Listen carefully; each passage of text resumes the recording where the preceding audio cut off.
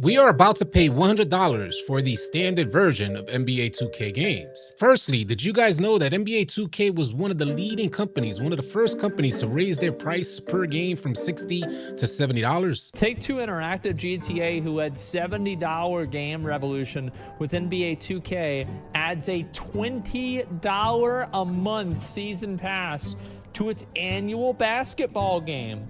Oh, wow. This community, the 2K community, we were the guinea pigs for the entire gaming industry. Following the success of 2K's increase in price per game, a bunch of other gaming development companies started to do the same, standardizing a $70 price tag on games that should cost $19.99. And it all started here, paying to play 2K. $70 base game, $60 Xbox or PlayStation Online, one My Career build, can't reassign skill points, $240 top tier season pass, $470, and nothing will carry over to NBA 2K25.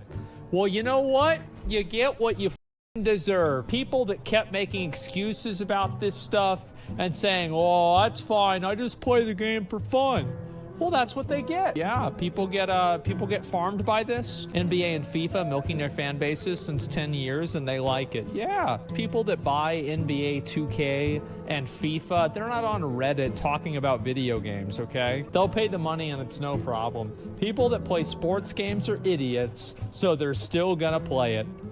There it is. There it is. The 2K community helped to initiate, and we accommodated a price hike that helped to revolutionize the pricing on gaming. Now, I ask you guys, did you know you signed up for that when you purchased NBA 2K for $70? If you're anything like me, no, I had no idea. I just wanted to get the game that I like to play. Well, now, maybe a year or two later, they're looking to raise that price again. Recently, a nasty little conversation has reared its ugly head yet again, and it's that the video game industry believes that it's time for games to be $100 or more. Mark my words. If this is the path that the industry chooses to follow, this will likely lead to the largest collapse this industry has ever seen. The players already have a long list of reasons as to why not to buy games today, and you want to go and add an even bigger reason to that list? These big AAA, these big shiny AAA games are too expensive to make for such little return. So they've gotten themselves thinking, well, how do we fix this issue? What's the actual problem here? I mean, it can't be that our, leadership is incompetent. It can't be the slop that we've been delivering to the customers. It can't be that we've been over-investing in these projects. It has to be that the customer's not paying enough money. That has to be the solution to this. The gaming industry and gaming companies like Take-Two, parent company of 2K, do believe that it's our fault. They feel like the gaming industry has not kept up with inflation costs, so they want to transfer those costs onto you. Some of the most aggressive gaming companies when it comes to monetization are in the sports gaming market. But when it comes to this new and upcoming price hike for standard games, gaming companies are rooting for one game in particular to help lead the way and solidify the standardized price of $100 per game. And that's coming from somewhere outside of sports gaming with the release of GTA 6. This will be published under Take-Two Interactive, and Take-Two Interactive is parent company of NBA 2K. Let's take a look at some snippets from this article published by GameSpot. It says GTA 6 could cost as much as $100, some hope. And right below that, it says if Take-Two raises prices to $80 or more, other publishers could apparently follow suit, which is exactly what happened when NBA 2K raised their price from $60 to $70. It led to a bunch of other publishers doing the same thing. The article goes on saying $70 is the current market rate for new AAA releases, and in fact, it was Take-Two that was among the first to raise prices from $60 to $70 back in 2020. Many are naturally wondering if Take-Two might raise prices again for GTA 6's launch. But if you guys are anything like me, you're probably wondering, why is the gaming industry even considering raising prices for a standard version of games when there's so many other outlets they use to generate revenue? It says here, beyond updating the sticker price for games, video game publishers have found other ways to get more money out of players, including expensive special editions, microtransactions, and battle passes, just to name a few. As 2K players, the second you load up the game, you realize how aggressive monetization is on NBA 2K games. And in fact, it was reported that a good 70+% of Take-Two's revenue comes from recurrent consumer spending by players after the point of sale. Veteran investment analyst and researcher Matthew Bull recently released this giant 219-page report on the state of video gaming in 2025. And in this report, he looks at how the gaming industry can grow in 2025, and it all starts with increasing the price to $100 for GTA 6. How soon after do you think NBA 2K will be raised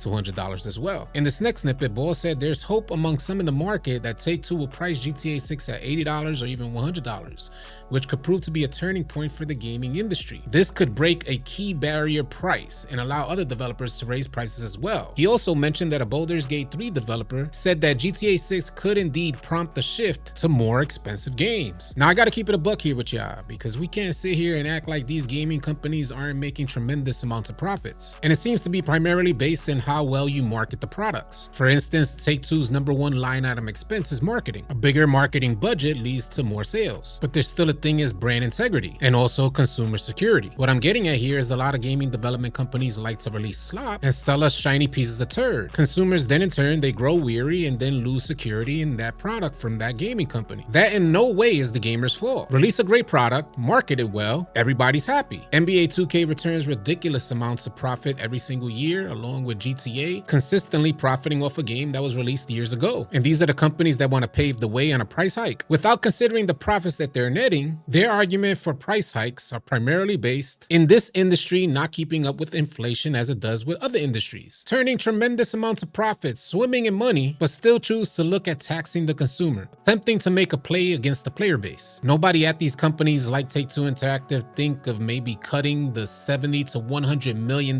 bonuses that they're offering their top 2 execs. It says here, Take-Two doubled its execs pay last year. CEO Strauss Zelnick's compensation package topped $42 million, jumping from over $16 million the year before. And that's on a 60-40 split between him and another executive, Sladoff at that time receiving upwards of $30 million. And the way this basically works is the more recurrent consumer spending that Take-Two Interactive brings in with games like GTA 6 and NBA 2K. In fact, NBA 2K led the way in recurrent consumer spending microtransactions. The more you guys spend, the bigger their bonuses. And this contract is in place until 2029. Take-Two also revised this compensation deal with Zelnick and Sladoff in 2022, increasing the portion of their pay that is contingent on performance from 71% to 77%. Additionally, the company hitting growth goals for microtransactions now determines 25% of their possible compensation compared to 12.5% the previous year. So now you guys get a little more insight and begin to understand why 2K is so heavy on microtransactions and aggressive in their monetization. You can't even load up NBA 2K and get to the main menu without being prompted to buy something. So games like NBA 2K and GTA 6 want to consider raising their price to $100. How do companies justify that when they're paying their top execs in bonuses upwards of $100 million? Why do I, the player, need to pay more? For those of you still here, nerd out with me for a second. This information was part of the report that I mentioned in the beginning of the video from Matthew Ball. In this presentation, it says here from 2011 to 2021, video gaming soared. Spending grew at over twice the rate of the preceding 20 years, with annual revenues up 150% overall, from $80 billion to $200 billion. It says gaming's 2011 to 2021 growth didn't just beat its historical averages, it significantly outpaced global growth benchmarks, hitting upwards of $231 billion. At the tail end of that growth spurt within the gaming industry was the pandemic. The pandemic leading a lot more people to get introduced into the gaming industry. Players, they just had more time to play, which created instances of players having more opportunities to pay. If you let gaming companies tell it, there's been a steep decline in the gaming industry. So let's compare the decline and match that up to the growth that they experienced over a 10-year span. As I mentioned earlier, gaming companies beat historical averages and outpaced the global growth benchmarks, growing over 108% from $111 billion to $231 billion. And now we'll compare that with the gaming industry market in present day. And it says here spending fell by 3.5% in 2022, then barely grew in 2023 and 2024, finishing flat over 3 years, falling short billions of player hours and billions of dollars from their projections. But the gaming industry's projections were primarily based in the growth spurt era, that 10-year span from 2011 to 2021. They in no way could have anticipated a lot of these gaming companies' mishandling of funds. They also didn't consider the lackluster effort over the last few years by these AAA gaming development companies. Falling short billions of dollars and billions of player hours, to me, sounds like an internal problem. So how can their answer be external? Why do we pay the price for their shortcomings? shortcomings. And I would like to reiterate, the only reason for the consideration of an increase in prices for standard games to $100 is because the gaming industry does not keep up with inflation as much as other industries. And even though the gaming industry has enjoyed a 10-year span of consistent growth, the second that they fall flat, mind you, falling flat for the gaming industry means that they're still making money, and tons of it. They're just upset that they're not meeting their projections, which align with inflation. And because of a measly 3.5% decline after experiencing a 10-year growth spurt of 108%, CEOs getting all these gigantic bonuses, you're telling me I gotta pay an additional $30 to $40 for a standard game? It all just sounds like greed to me. But I'm curious to know what it sounds like to y'all. Share your thoughts in the comment section below. If any of you are new here, drop a like, drop a sub. I'll catch y'all on the next video. Easy, y'all. If you guys are tired of running with randoms and you're looking for players to run with on NBA 2K, come on out and join the AllCity 2K Discord. The link will be in the description below. Find players and get runs now. Drop a like and drop a sub on your way out. Leave your thoughts and comments in the comment section below. I'll catch you guys on the next video. Easy, y'all.